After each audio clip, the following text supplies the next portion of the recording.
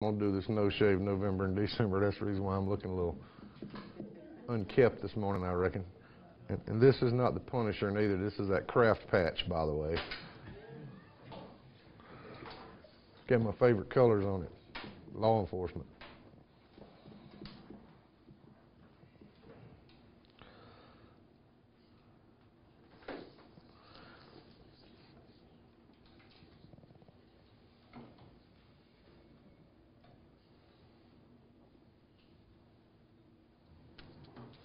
Daniel, would you like to get a little closer? Yeah. It won't bother you if he's here, will it? There you go.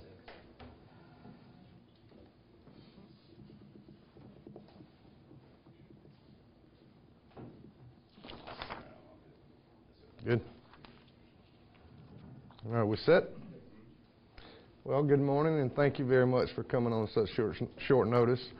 I wanted to put a little a bug in your ear about what we call relentless pursuit. This has not got anything to do with hunting. It's what our investigators and our team over here does when they have a crime, and sometimes it works out to where we can bring people to justice, and have the victims start the healing process. With this one, that's exactly what happened. Tracy Moss is one of our senior investigators, and she does an incredible job when she gets a case. She makes sure that all leads are checked on, everything is great. So I wanted to brag on Tracy and her team and all the things that she does for us. And she solved a 17-year-old criminal sexual conduct case.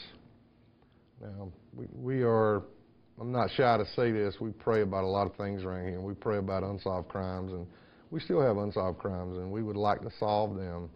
So if anybody that's hearing or reading this, I really would like for you to search your heart if you know something about an old case. We need to know, because justice is something that really needs to be served.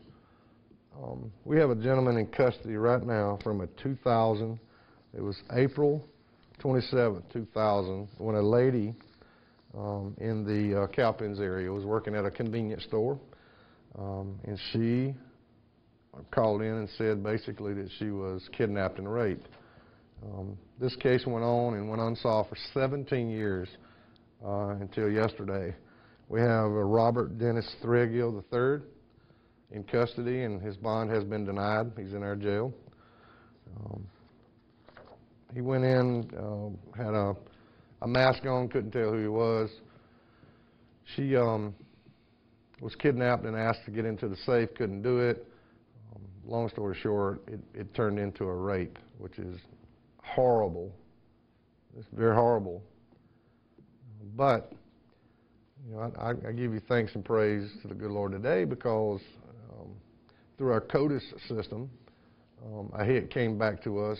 Tracy was notified, and she ran with this and went and talked with the victim, did all the leg work, the hard work on it.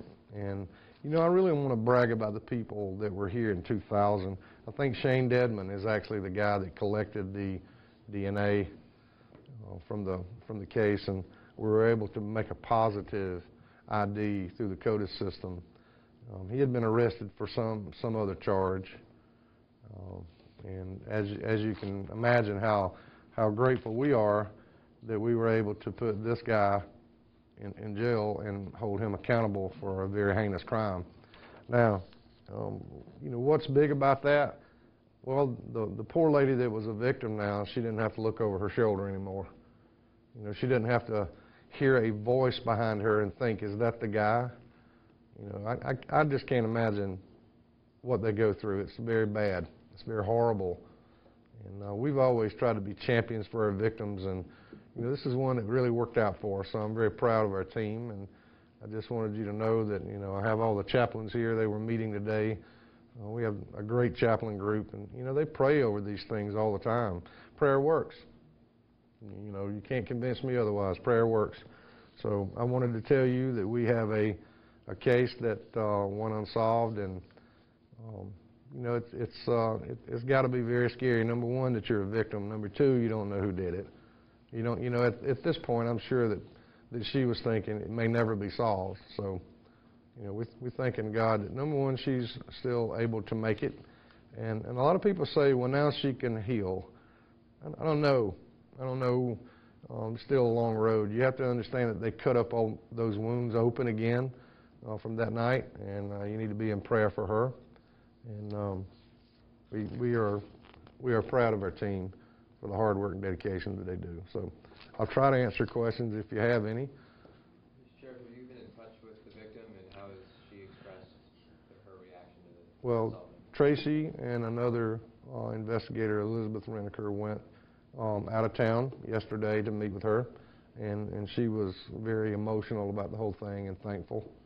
She really was thankful that this is that's another, she's still got to go through it. If there's not a plea, she's got to go through the court and relive this over again. So, I feel terrible for her. It's bad enough to be a victim, but have to relive all this over and over again. So, but yeah, she's very thankful, and I think this is like I said back in November when we solved another case, people think that once you make an arrest, it's over. It's really another step in the healing process. Sheriff, can you explain more of how this worked? You mentioned the Dakota system and where he was when the DNA was taken and kind of how we got from there to here. He was in a different jail in a different county, from what I gather. Is that correct, Tracy? He was in South Carolina, from what I gather, and he was put in the system. They took a DNA sample, and it came up a hit. And we always go back and we don't take just that. We go back and make sure all the things fit. So the CODA system that we put our DNA evidence in is really, really a good thing. It stays. Some of them stay in there a week, 10 years, 20 years, and then this happens, and we want to make sure that everything is right. So the CODA system really did a great job for us. Had he not been arrested and had that DNA sample, who knows how long, if ever, it had been solved. So really worked out. So that system, if you get a new DNA test to put in, it'll automatically kind of flag a prior case? Yeah, it compares the ones that we have. It compares the new to see if it matches any of the old. And it's very effective. So was his DNA, why did it just match? Was something new? Did he just get arrested? He got arrested for something else, and I'm not sure. I think it was a harassment. I don't know why the DNA was taken. I don't know. Maybe it was an investigation. I'll try to get you those details. But, either way the DNA was taken, he was checked against the system, and sure enough, it flagged 1. And that was it. It was a perfect match. We went and did some more, like a buccal swab. Got a court order to do a buccal swab or consent to do that. And when we had it tested against it, everything matched perfectly. So. Has he confessed or admitted to any of these? He hasn't done any of that yet. I do know this bond has been denied. So. Do you know which county he came from, where the prior arrest was? Tracy? Newberry County. So, 2 counties over? Wasn't that far? It was just yesterday he was transferred from Newberry to here. Yes, sir. Does he have any other criminal history before his recent arrest? He does, but I don't think anything would lead you to believe that. Is that right? Correct. Yeah. What other than the harassment charge does he have? Do you know of? Stalking, domestic. Okay. Yeah, so he didn't play well with others, apparently. And back then, that was before you took office, but the case back then, he was in a mask. There wasn't a whole lot to go off of, I guess, at the time. Or? Yeah, honestly, I looked and talked with Tracy. Everybody did a super job back in 2000 of collecting the evidence and doing, everything was done properly. We just didn't have anything else to go on. Ironically, one of my captains, Captain Mark Berry, he was one of the officers that was investigating back in the day. So, all right, I really appreciate you guys coming out and listen to me. There are some people out there that have probably had this. You're a victim of this. If you hadn't told anybody, it's time to tell somebody. Guys don't tell. Girls will tell most of the time. Guys won't tell. You need to know you're a victim. And if you don't help us stop the person that did that to you, they'll just continue to do it. So, you know, I hope that you can pray and get courage, and, you know, if you're a victim, we're praying for you too to heal. The Holy Bible's got the answers for that. You know, God's got all the answers for that about the healing. And it's tough enough to be a victim, but to have to carry that around with you all the time, you know, we don't look at you as a victim. We look at you as a brave survivor. So, you know, anybody else that's got any possibilities with these kind of cases, please come forward and let somebody know, okay? Sheriff Wright, are there any details that you can provide as far as was she tied up, beaten up, anything like that? I'll get you the old case file, but I don't think any of that happened. I didn't read any of that when I was reading over the incident report. I just know that she was basically held against her will, and I think it was in actually the back room of the place she was working. So. Sheriff, please excuse my ignorance. No, it's all right. Do rape cases, do they go away after a while, or is there a... No. If they're not, rape cases don't go away. So, I mean, 30 years from now, if this popped up, you still could... That's correct. If everything matches like this one, obviously we can make an arrest, yes. So, you know, just because it's been a while, you know, if we have zero evidence, obviously that's harder. But, you know, when we have collected evidence, and, you know, give us a chance. Because we don't mind working for you, and we don't mind working certainly for the victims. That's our number one priority, obviously. So I'm really proud of the team. I can't brag on our team well enough, and it's not just Tracy. It's her crew that she works around, and you know she's a. I don't want to do anything to get her on a case investigating me, because I know she's going to get me. So now don't play half of that, by gosh. Do cases like this, you have cold cases, you work on them constantly over time.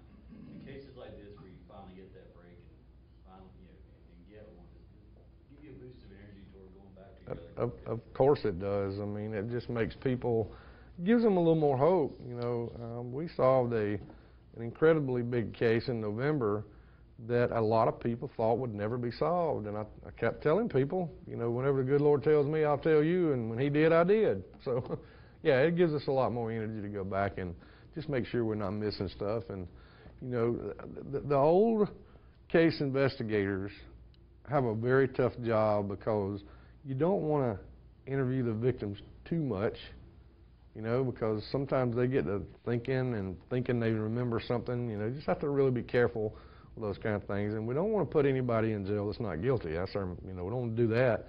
But yeah, it certainly does give them a lot more motivation to keep plugging away at it. So, you know, I've said this oftentimes when I made my comments in 2011 about women get a gun.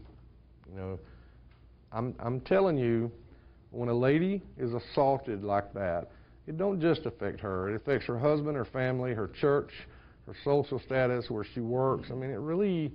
It's pretty devastating to some of them. Some of them, you know, get over it quicker, and I don't. They're strong, is all I know.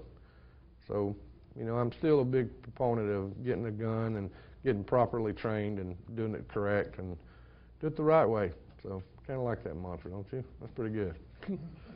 All right, I think I've talked enough. So. Sheriff, would you mind holding the mug shot? No, not at all. And I don't remember if I know this fellow or not. I may have seen him around. You know, you guys may have too. You might have been in the same grocery store with him. You know, I don't know what the motivation was for that, but you know, we're just thankful that we got him and going to bring him to justice. So, all right. Thank you very kindly for being here. Thank y'all.